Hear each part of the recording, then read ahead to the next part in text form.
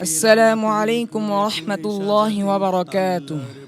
وعليكم السلام ورحمة الله وبركاته.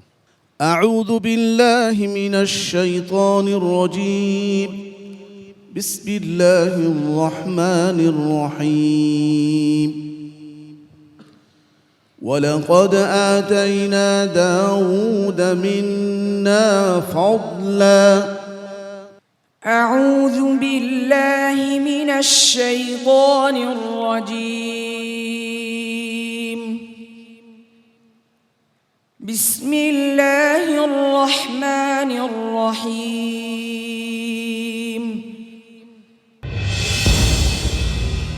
প্রশ্ন বুঝো নাই? আমি যে আয়াত বলবো সেই পৃষ্ঠার প্রথম থেকে তুমি পড়বে, একটু দেখো চেষ্টা করে। আবার বলতে হবে। জি। ولقد آتينا داود منا فضلا أفترى على الله كذبا.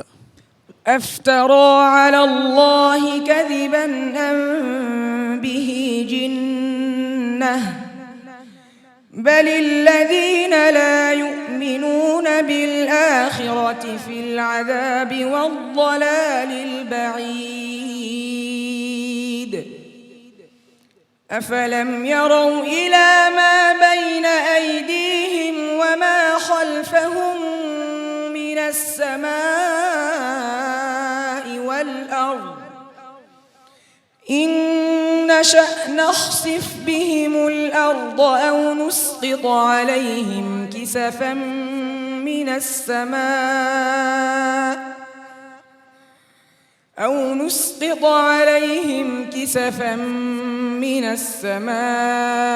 أو تهدي به. যে ঠিক করে বলো। أو نسقط عليهم كسفا من السماء। তারপরে أفلم يروا। হ্যালো, এই যে সমস্যা, এটা প্রথমে যদি প্রশ্নের প্রথমে কোনো একটা সমস্যা হয় তখন তাদের মনটা ভেঙে যায়, চিন্তা করে হ্যাঁ আমার তো প্রথমে ভুল হয়ে গেলো, কী হয় না, তখন আর সে সামনে চলতে পারে না। ওটা যা হওয়ার হয়েছে, তুমি সামনে ভালো করে পড়ো। أو نسقط عليهم كسفا من السماء إن في ذلك لآية لكل عبد منيب. ولقد آتينا داود منا فضلا يا جبال أوبي معه والطير وألنا له الحديد أن اعمل سابغات وقدر في السرد واعملوا صالحا إني بما تعملون بصير. ولسليمان الريح غدوها شهر ورواحها شهر وأسلنا له عين القطر ومن الجن من يعمل بين يديه بإذن ربه ومن يزغ منهم عن أمرنا نذقه من عذاب السعير. يعملون له ما يشاء من محاريب وتماثيل وجفان كالجواب وقدور الراسيات. اعملوا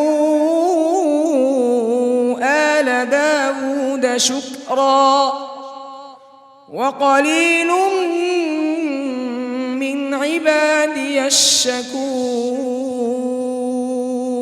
حسبك صدق الله العظيم. صدق الله العظيم.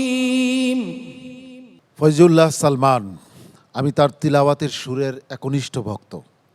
আমি তার প্রথম পর্বে প্রথম রাউন্ডে তার তিলাওয়াত শুনে মুগ্ধ হয়ে গিয়েছিলাম। সম্মানিত বিচারক কারি জহিরুল ইসলাম, আপনার কাছে এটাকে কি মনে হচ্ছে? তো আজকে যেই নিয়মটা ছিল সেই নিয়মের কিছুটা হয়তো সে ব্যর্থ হয়েছে বা প্র্যাকটিস কম, সেই জন্য আমি বলবো। তবে মন খারাপ করবে না, আমি তোমাকে কামিয়াব মনে করছি। মোহতারাম আবু ইউসুফ, আপনি কি বলবেন? তোমাদেরকে আমি প্রশিক্ষণের সময় বারবার বলছি, যদি কোনো কারণে প্রথমেই তোমাদের লোকমা লেগে যায়, তোমাকে উদ্দেশ্য করে বলছে সকল প্রতিযোগীকে, এমন না যে লোকমা গেলেই বাদ হবে। এইটা কোথায় পেলে তোমরা? লোকমা তোমার গিয়েছে, বাকিরা যদি মাখরাজ যদি তার খারাপ থাকে, তারপরে তার লাহান যদি পূর্ণাঙ্গ মার্ক না পায়, তাহলে তো যাই হোক এগিয়ে যাও। মুফতি মনিরুজ্জামান, ভীষণ ব্যতিক্রমী এক সুরে তিলাওয়াত করছিল।